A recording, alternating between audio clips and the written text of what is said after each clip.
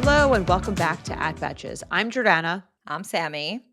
And Aileen is in the UK right now. So it'll just be us, just the two of us and all of you.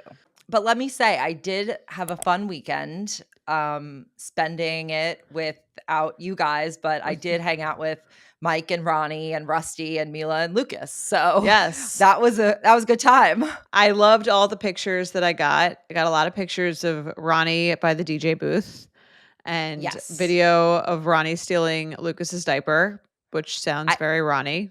Ronnie will take anytime he feels like he's not supposed to take something, that's really all he needs to like feel like he wants it, is just like a sense of this is like not yours.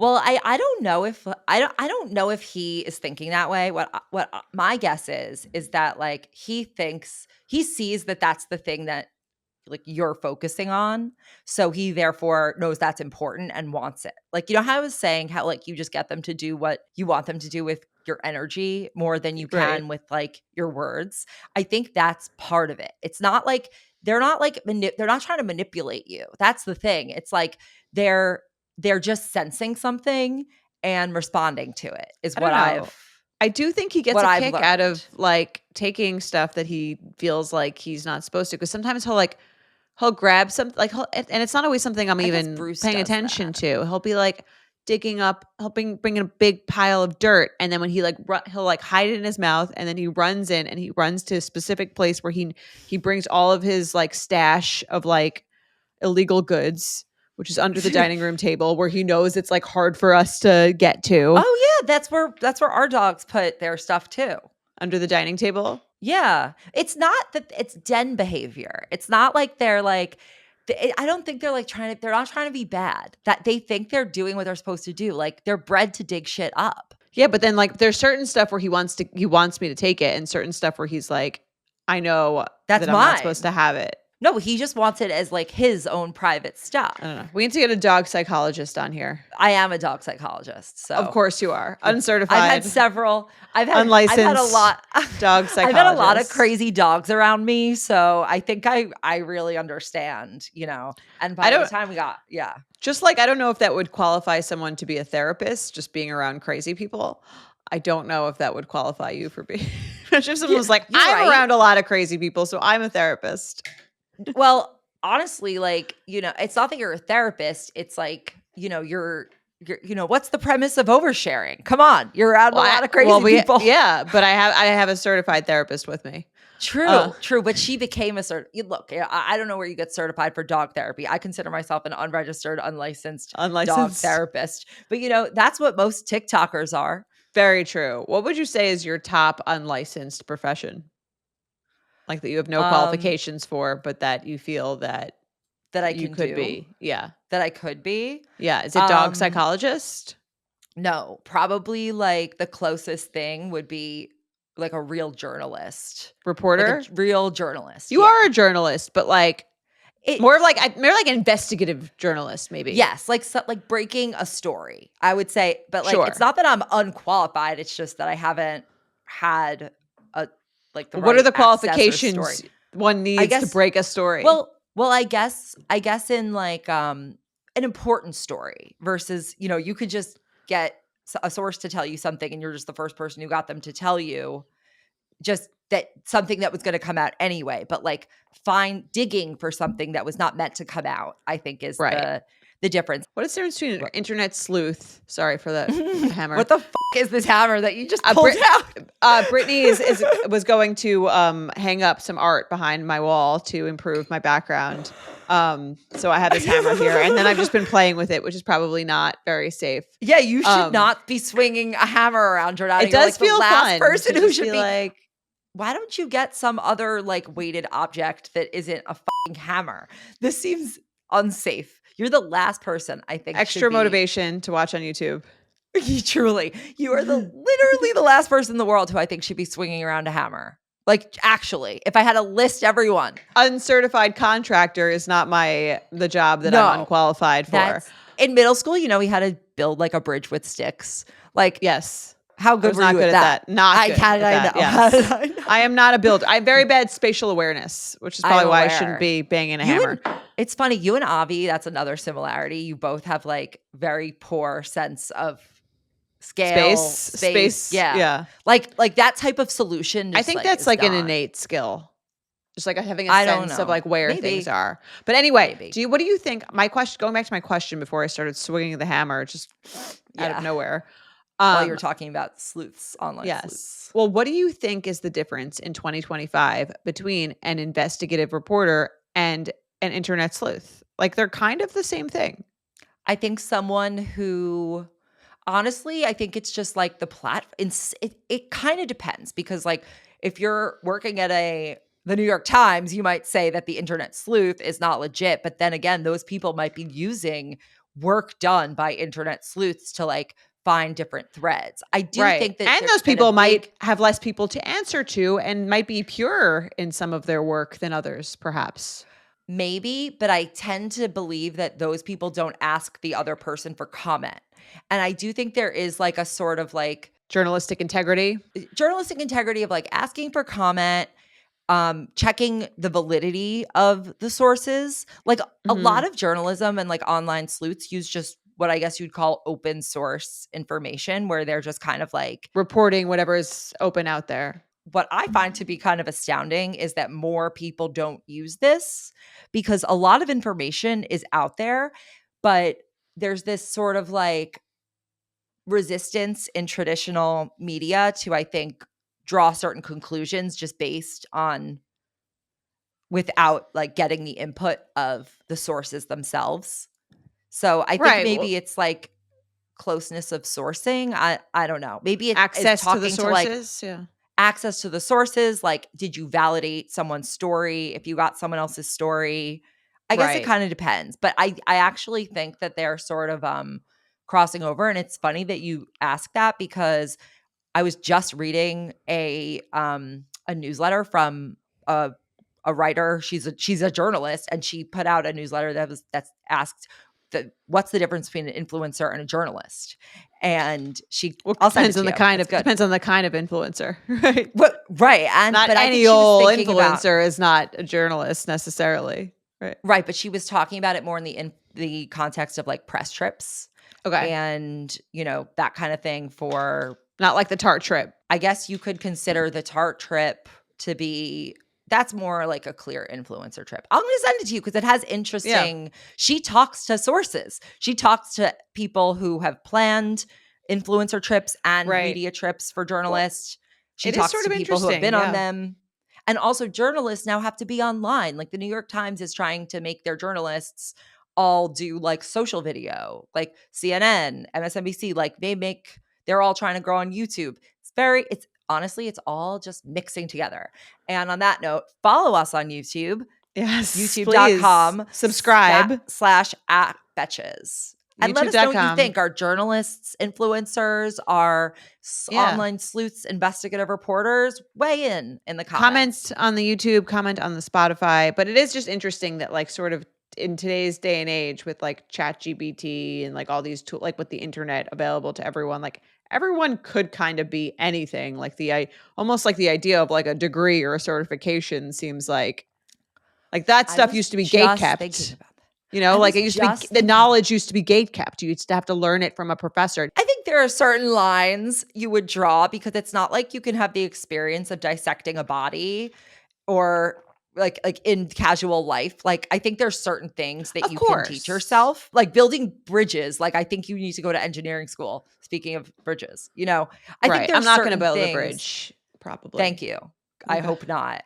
That you're like the last person I think should build a bridge. What's the last thing I should do? I don't know. I'd have to think about it. There are many things I'm like bad at. I'll think about the worst professions for you. I don't know. Anyway. How was LA? It was fun. We were in, we were out at the end. I don't like LA. I've said this before. I know. But what did you hate about it this time? There's something about the like anonymity of New York that I love. Like I think there's a sense of like always being on physically, I think, in LA. Do you think that's because you always go there for work? Yes, I think that's a big part of it. I've never I've never been there not for work. No. Okay, well, I think that's probably a big piece because you do have to be on every time you've been there. I don't know. I just feel like it's a place that's like made to just like make you feel smaller in like superficial ways. I see that. Do you know what I mean? I see that. Yes, I see that. Even if you're like doing well, I feel like there's this weird like hierarchy. I don't know. Just feel there's just like a distasteful part to me where I'm just like, I want to go back to like the anonymous, disgusting streets of New York a little bit. The one thing that I do like about LA is the weather. Of course. Sure. Yes. Right. So and I like how you're in, like, I actually like the land part of the land. I like the Beverly Hills Hotel. I'm being honest. That's what I like about LA. Sure. Okay. Yeah. Like, and I like, that you can access the beach and like, there are some things I like about it, but I think that I see exactly what you mean. Right. Like, I'd only want to live there because it's nice to live there. Right. But then I feel like there's probably other places in California itself has like great weather and is beautiful and like, I don't know. I feel like I would like if they just made it. I'd rather live in other other cities. places. I think California is great, like but I don't think. Sure. Yeah. Laguna Beach. I think like Monterey is really nice and Carmel. Yeah. Like where Big Little Lies is supposed to be set. That's very nice. Do you know what I find to be a very relaxing activity? It gives me in LA or generally? No, in this seat right here that I'm sitting in. I go on Sotheby's Realty and I type in like random cities and I look at like the houses, like I do it to get decor. I started doing it to get like decor ideas, but now I do it because I find beautiful images to be relaxing. And I like to see just like what are sort of like the architecture that's associated with like a certain place and like what kind of design is like that, like the vibe of a certain place. So I'll look at like just random, like I'll type in just like literally random places all over the world and just look at the photos. It's a fun internet activity. That's what I do before bed now when I'm not reading about Jeffrey Epstein. That sounds healthier than reading about Jeffrey Epstein. No, I think reading about Jeffrey Epstein is important, but it's good for sometimes you need something, less disgusting. But that does remind me actually that I do think from the few LA houses I've seen, and even the exteriors, I guess I've seen a lot of exterior homes and a couple of interior homes. And I do feel like their architecture is very cool. Like the homes are like not all, but like many of the homes are very beautiful, but they're all like kind of unique from each other. Mm-hmm. There doesn't feel like there's maybe in a way that like a Long Island suburb would be like, feels more like cookie cutter. There's like 3 different kind of like designs that the homes have. In LA, it does feel like there's like a wider, like in the flats, when I was walking in the flats in Beverly Hills, like all the houses are so cool and they all look so different from each other. And all the landscaping is like so unique to each other's houses that I do like that about it. That is something I really like about it, that there's like a uniqueness that you can kind of do any style. I also like the California style architecture. You know what I'm talking about? Yeah. Like I think that's cool. Like a California house, like a ranch or something. Yeah. Yeah. That. And I like that you can, one thing I do really like if you were to like raise kids in LA is that you can be around a lot of different people. Like you can have like a family, you could have like an elderly couple, a single person, like all sort of living all within close proximity. So you see different like types of people, and it's not like you have to like live in a suburb like just for the school district kind of thing. And I like that you can be in a city, but you can live in a house and you can have a yard, you can have a pool. It's not like full suburbs. It's like you're in the city still. Yes. However, you do also have the traffic problem, and like your house could be like $15 million and you have a quarter of an acre. And that I find to be, and like your house is right on the sidewalk. Yeah. Well, that's why you're like in the city suburbs. Yeah. Life is all trade-offs. Indeed. I've actually been really excited to ask you your opinion on the Coldplay concert astronomer CEO thing, given your expertise on dating, relationships, etc. Yeah. I need your take. Okay. My first take upon seeing it was like, this is very funny. Like, it's interesting because, like, you know, Jared always says this, and it's true. It's like the cover up is worse than the crime. Like, if these two people had just like not played it cool, been weird, yeah. I don't think anyone would ever really have found out. Nope. But they didn't. And you know, they tried to cover it up, which was you know, like, I think made it go extremely viral. And honestly, like, I'm not above it. I enjoyed it. I loved the memes. I thought they were like hysterical. I think I had a great day of internet memes. But as the internet does, this is why we can't have nice things. I do think it was taken a little bit too far. I feel like all the investigative reporting on, like, the couple, I did feel bad for their kids. I felt like it was like, yeah, like, they're not celebrities. Like, I did feel like we could have just enjoyed the moment, had it been outed that they were cheating, had a few laughs and moved on. I did feel like by day 3 or 4, where you're getting like the TikToks about like going through the statements. I also, the apology statement, which was fake, which I believed very intensely. Oh, it was fake. It was fake. Yeah. It was taken to another level for like these people who were just like random rich people that I didn't feel like we needed to like ruin their lives by just like doing a deep dive. And again, he issued like an apology statement, which I found out later was fake, which I believed. It's like, can we not just like enjoy a funny moment, make fun of these two cheaters, and then go on about our day? Okay, we have the exact same feelings. That's exactly how I felt from the beginning. It was like, okay, I don't blame them for jumping and trying to cover it up, because instinctually that's what you would do. Right. You know, like if you're sneaking around. If you're caught. Yeah. Yeah, exactly. Yeah. It was really funny. I agree.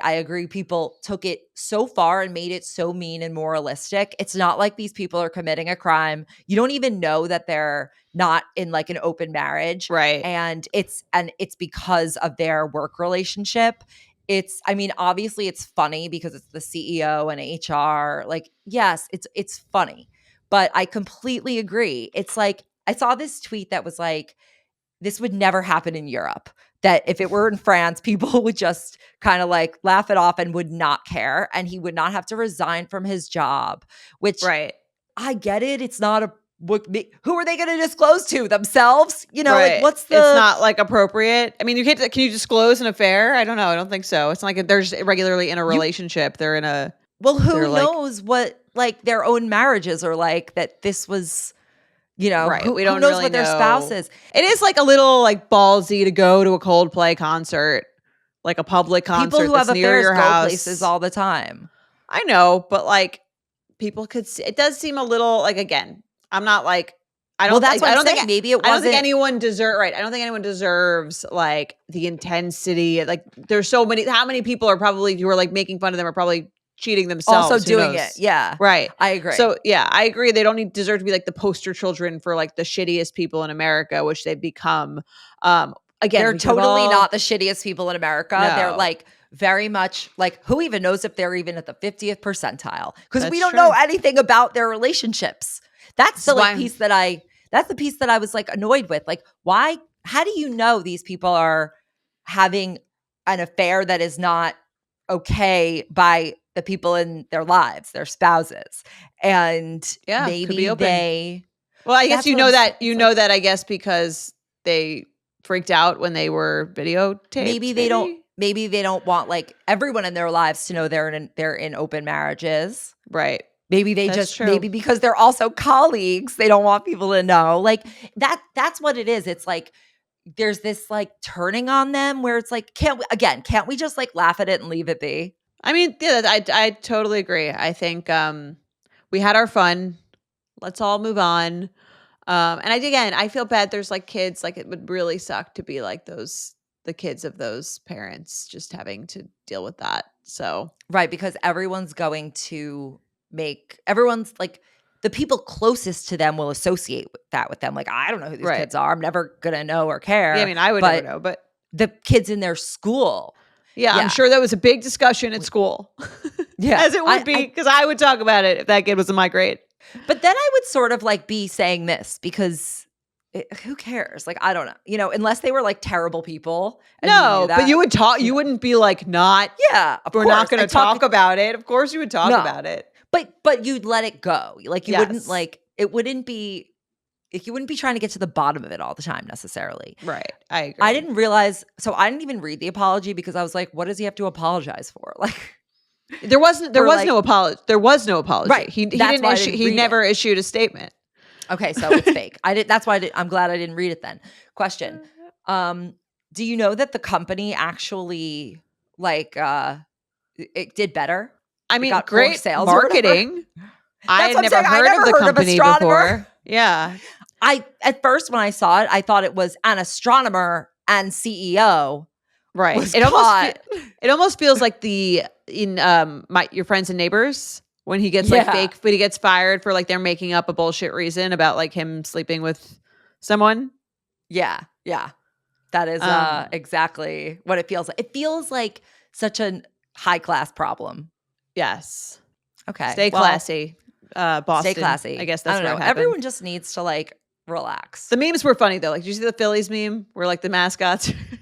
No, I didn't see that one, but I did see many funny memes. Yeah. It was like, that wasn't like at a Phillies game. They had the two mascots who were like basically like pretend to do like we're like doing the embrace at the thing. Like they like copied it. It was funny. That is funny. No, I saw that. That was it's right. Like be funny about it. Leave them alone. Yeah, the best meme Betches posted it. I think it was like other guy at the Coldplay concert that's cheating on his wife. Like, phew. I mean, kiss cams. Like, yeah, got to watch out. You used to be able to just have a kiss cam and just can't get away with adultery anymore like you used to.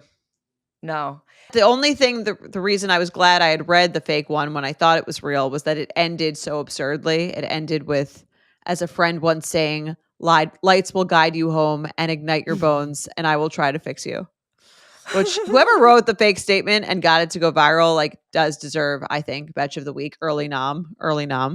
Okay. Just because it was pretty absurd and very well But spread. you believed that? I did. It was like shared by like many. It was shared by like major like outlets, I think, before it was like debunked. It was shared by major outlets. I didn't realize that. Okay. Yeah. Oh my God. And they thought this was real?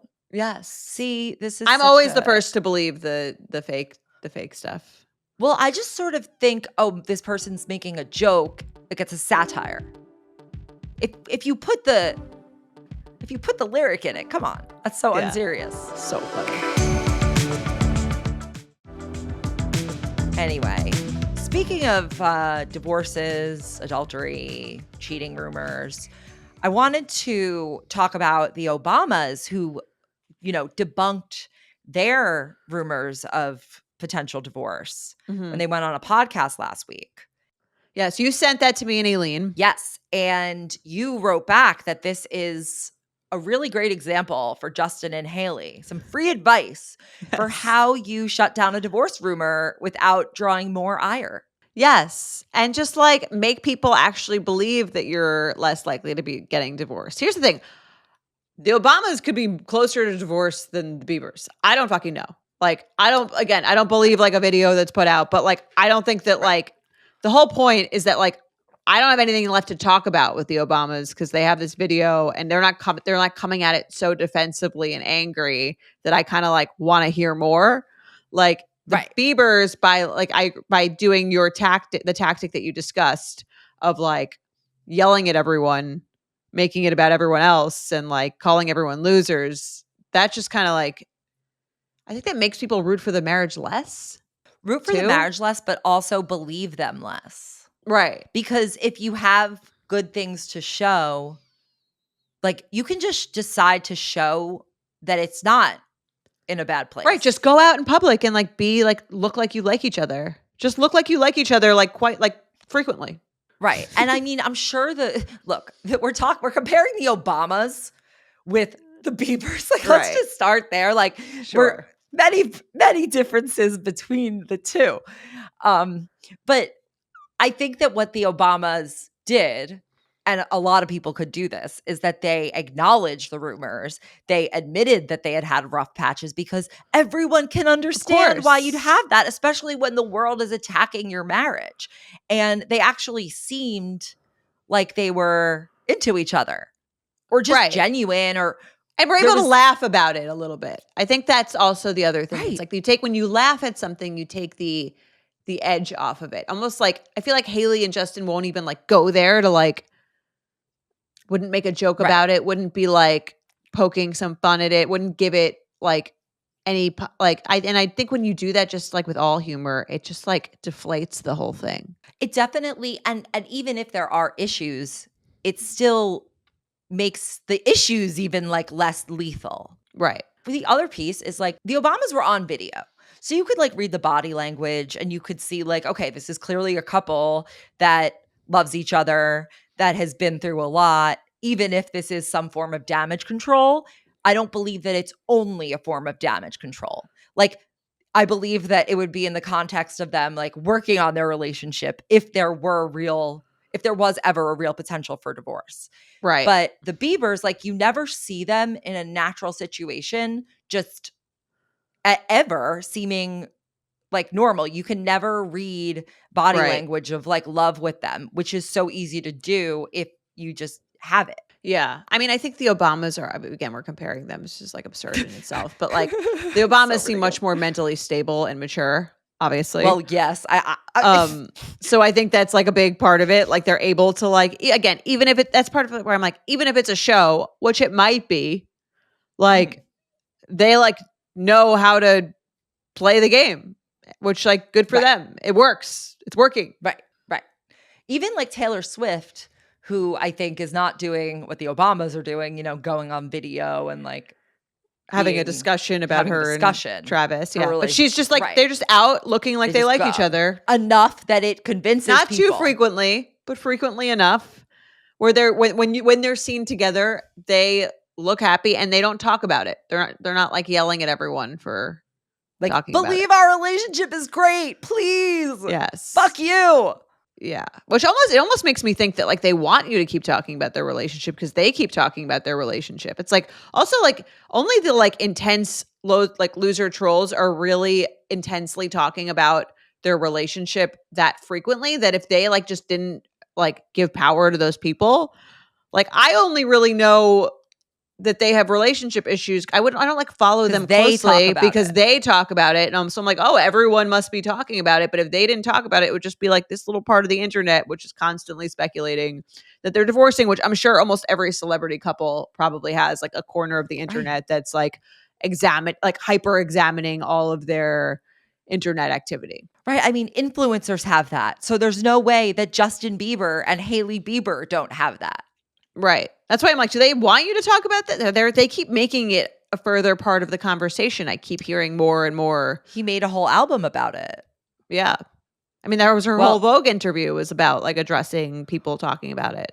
Which is weird because she has like a very successful brand. And like she just had a pop-up in Mallorca. Right. Well, that's why I think the rumors are true. Don't come for me.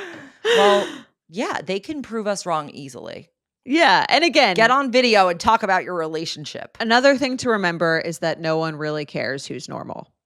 Right, so like, that's true. We don't really care. We don't really care. It's something to talk about. We don't really care. No one really, if you're doing well, no one really cares. If you're not doing well, people don't really care or like they care for like a second and then they'll move on. But the Obamas too, like I heard those rumors. I wasn't like thinking about them all the time. I almost like forgot about them until this video. I mean, a lot of it I think has to do with just like people, the algorithms surface the most extreme perspectives. Having speculation and viral posts and things that people are just like talking about and making the most extreme or like sensationalistic or speculative comment that draws the most attention. That's the most monetizable. I think that's like gets lost on people is that like creators make money. Right. On this. Like there's actually on like their virality of their actual number of views. And it is beneficial to them to talk, to stir this shit up. Yeah, it's beneficial for us too. Also, it's interesting. Here we are. I'm interested. Yeah.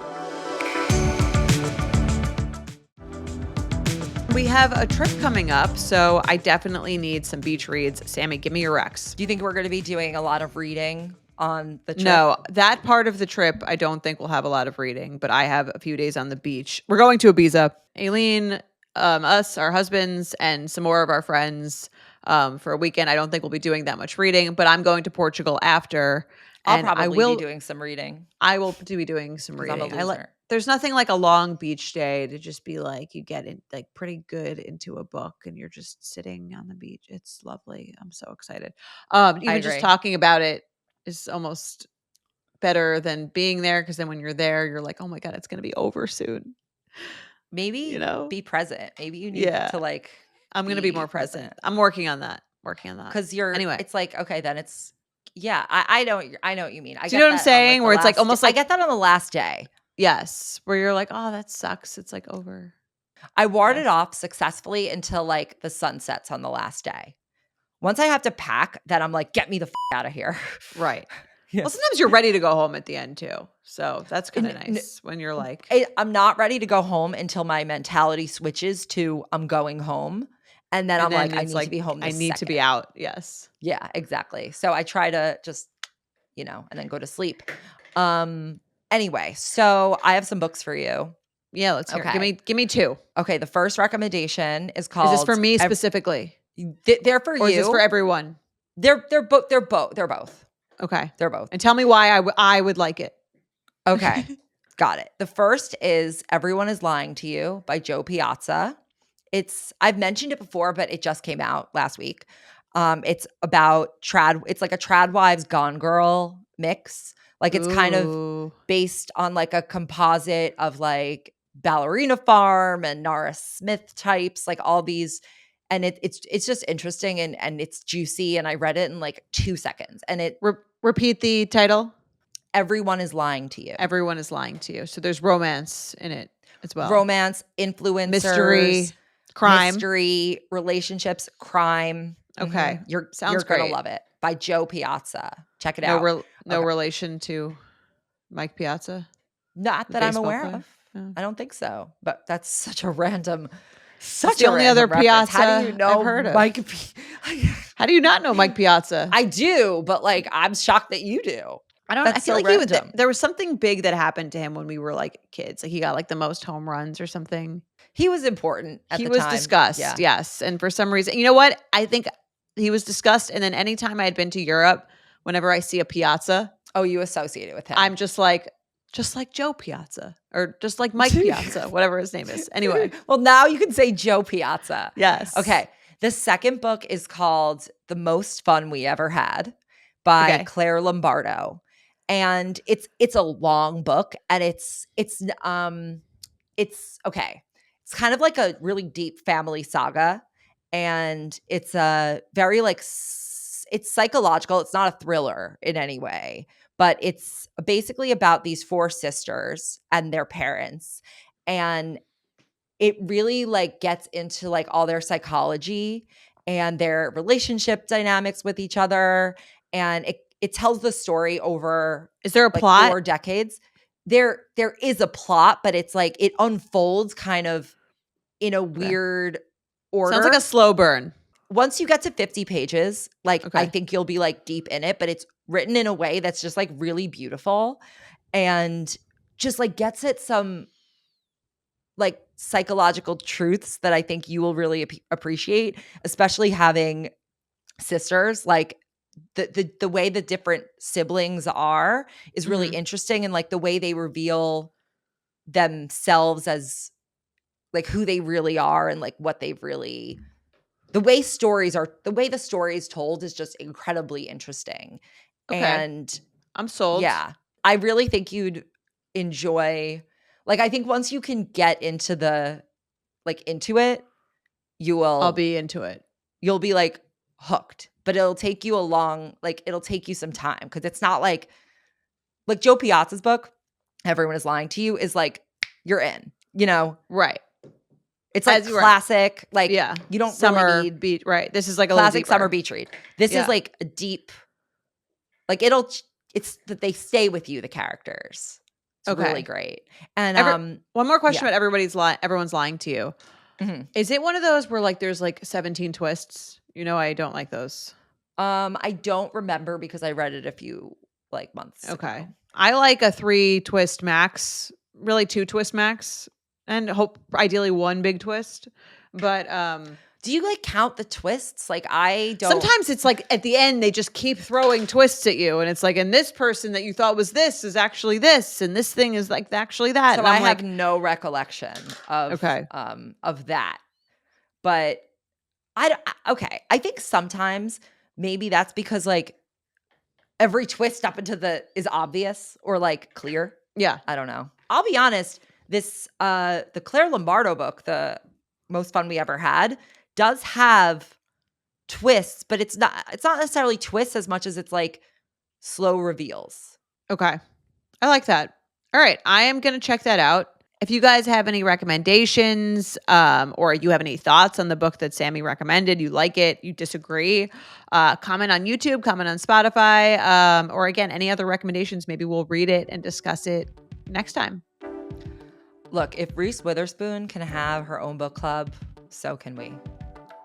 Matilda's voice. Let's do Betch of the Week and the Caymans. Okay. I did nominate Betch of the Week as the guy who managed to get the viral fake CEO statement out. Yeah. Just because it was like absurd, but like I did believe it. So it is. I think it's kind of impressive. I don't condone it. I think it's like it's not right. I'm going to argue that man should go to the Caymans because you think? I think that not the couple kind of shit is. They should all go. You know what? They should all go together because he should have to meet the people who he victimized and see them for real, you know, in the flesh. Because honestly, I think AI is destroying. I think this is like really big problem because there are people who will never find out that this statement was fake. Like they will think that he said lights will guide you home. That's in true. His apology statement, and that he apologized. And like I think that this twisting of facts and reality is genuinely dangerous, and like people need to not do that. And like they should be, I think there needs to be consequences. Like, okay, so you want to send him to the Caymans? I want to send him and the couple to the Caymans. Okay, so I guess he can't be Betch of the Week and go to the Caymans. Sorry. It's tough. I'm sorry. That's tough. I mean, I just don't think he deserves Betch of the Week. I think he deserves like to be fined or something. I'm just like impressed. You know, I'm impressed, but it's like I don't condone it, but like I'm impressed that a lot of people, like a lot of crimes are kind of impressive, you know. You know, a lot of demagogues are great speakers. You know, I just don't. The 3 of them will head to the Caymans and use your power for good, man who spread weird statement, I guess. Yeah, use your power to like diagnose, you know, issues on medical issues on AI or don't. Yeah. Do you want to send Joe Piazza to the Betch of the Week to be Betch? Do you want to nominate her for Betch? Sure. Yeah. You know, is it a woman? I know Joe Piazza. I know her. Joe? She's a friend of mine. Yeah. Yeah. She's really. I haven't read the book yet, so I can't fully like endorse yet. She has a bunch of great books. It sounds like a really great theme. I'm willing to trust you on it. Thank you. I think we should make her Betch of the Week too. I think, or should we send should the Obamas be Betch of the Week? Yeah, they could be Betch of the Week. Let me read the book. We're doing a couple and an extra for the awards this week. Fair. So this week it could be Joe Piazza and the Obamas, and next week, and the Caymans can be the astronomer couple and the AI man who imitated messed with them. Yes. Messed with them. And he should look into the eyes of the person who he tried to with. Yes. I mean, like honestly, the statement wasn't like that insane. Like it was like a standard apology until you got to the end. It wasn't like the man, I don't think he would ever be like, I would never say that. Like it was basically just I'm sorry. It's not that. It's like it's a changing of reality. It's like it's taking away this man's quote unquote agency to make his own image. Right. Like it's like a appropriate for work version of like a deep fake nude. True. That's a good point. I was just thinking that as you were saying that. I'm glad so that we're on makes the same sense. wavelength. All right, fine. He can go to the Caymans, learn how to use his powers for good, and Joe Piazza and the Obamas will be our Betch of the week. Yes. Love it. Very exciting. Anyway, I'll see you later for dinner. Yes, I'll see you soon for dinner. Thanks for watching on YouTube. Thanks for listening, commenting, subscribing, all of the above. And we'll see you next week on the Betches podcast.